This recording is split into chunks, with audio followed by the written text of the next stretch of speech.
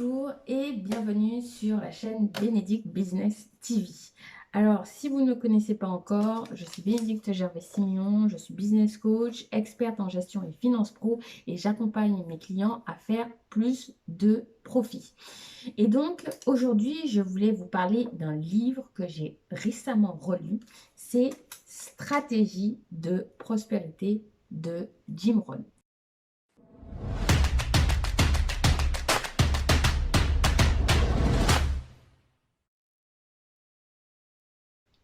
Euh, pour quelle raison est-ce que j'ai eu envie de vous partager en fait ce livre? Enfin, en tout cas, le retour que j'ai eu de ce livre et que je vous recommande vraiment d'acheter. Alors, vous voyez, moi, j'ai mis un paquet de post-it en fait dessus.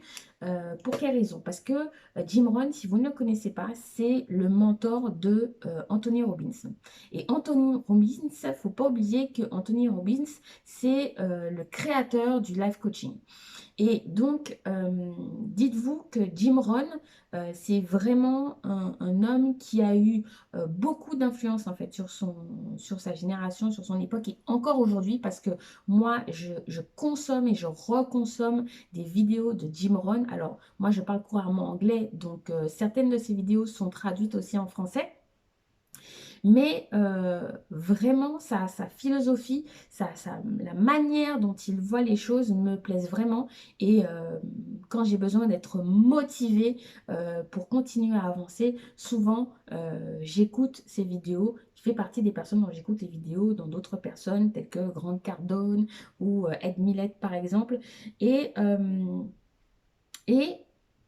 ce qu'il faut savoir au sujet de Jim Rohn, c'est que c'est quelqu'un qui est parti de rien du tout. Il avait peut-être 2 dollars en poche, complètement broke, comme disent les Américains, fauché, et finalement devenir un homme d'affaires, un conférencier, un philosophe euh, qui, euh, qui laisse une empreinte même après sa mort. Et ce que j'apprécie beaucoup avec Jim Rohn, c'est que, et aussi dans ce livre, c'est l'importance, l'emphase qu'il met sur le développement personnel. L'importance que si vous voulez changer quelque chose dans votre business, il faut d'abord que vous changiez vous-même. Et ça, en fait, je l'ai expérimenté. Parce que, par exemple, imaginons que vous n'ayez pas nécessairement confiance en vous et que vous arrivez devant un client pour pouvoir vendre en fait votre service. Mais si vous comprenez qu'en réalité, vous n'êtes pas en train de vendre un service, et l'objectif d'ailleurs, c'est même peut-être pas de vendre un service, mais c'est tout simplement de parler de ce que vous apportez à vos clients et que vous êtes profondément confiant que ce que vous apportez est bon pour vos clients. Bah, tout de suite, vous mettez plus l'emphase sur vous-même. Genre, je vais avoir l'air ridicule en parlant de mon affaire, mais vous mettez l'emphase sur la personne qui est en face de vous. Vous mettez l'emphase sur ses besoins. Tout de suite, ça devient complètement différent et votre ego n'est plus, en fait, n'est plus sollicité. En tout cas, beaucoup moins qu'avant. Et donc, changer, ça vous apportera d'abord de changer de comportement. Et j'aime beaucoup ce bouquin parce qu'il aborde plein de sujets tels que l'importance de pouvoir se fixer des objectifs. Parce que si vous n'avez pas d'objectif, vous n'avez pas de plan. Si vous n'avez pas de plan, vous n'allez nulle part. Et Jim Rohn a une citation de lui qui m'a profondément marqué, c'est « If you fail to plan, you plan to fail ». C'est-à-dire, si vous échouez à planifier, vous êtes en train de planifier pour échouer. Vous êtes en train de prévoir votre échec parce que vous n'avez pas de dimension stratégique dans votre business. Et donc, ce bouquin, c'est vraiment comment est-ce que je vais construire mes objectifs? Quelles sont les questions que je vais me poser pour pouvoir construire mes objectifs? Il aborde des sujets aussi tels que l'indépendance financière, extrêmement important quand vous construisez en fait un business.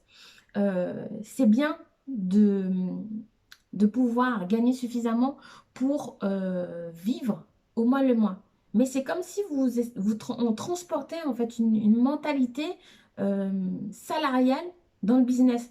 Or, ça ne marche pas, puisque dans les affaires, il y a des moments où il y a de fortes activités et il y a des moments de pic.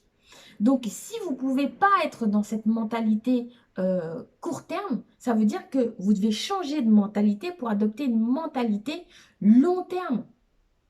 Ce qu'il faut que vous sachiez, c'est que la plupart des gens ont peut-être en avance, peut-être un mois entre guillemets, de vie, je veux dire en termes d'économie, de disponible. Ça veut dire que demain, quand vous êtes, imaginons, vous êtes solo entrepreneur, ou imaginons, vous êtes patron de TPE, mais que vous n'avez pas géré des questions sur comment on fait pour faire fonctionner le business quand je ne suis pas là. Le jour où vous êtes malade, c'est tout votre business qui s'écroule. Le jour où vous êtes malade, c'est le début du stress financier parce qu'il n'y a plus d'argent qui rentre. Donc, avoir vraiment cette vision de l'indépendance financière, la vision d'avoir l'abondance et d'avoir plus que pour vivre est importante, pas pour une question de simplement avoir de l'argent pour avoir de l'argent, c'est pas ça le but, mais c'est vraiment pour pouvoir construire un business qui va être périn et solide, parce que c'est ça qu'on vient chercher, c'est avoir un business qui ne va pas mourir comme 50% des entreprises dans 5 ans, ou même avant, dans 3 ans.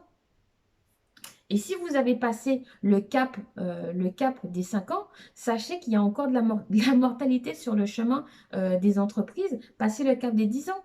Parce que là, il faut penser longévité.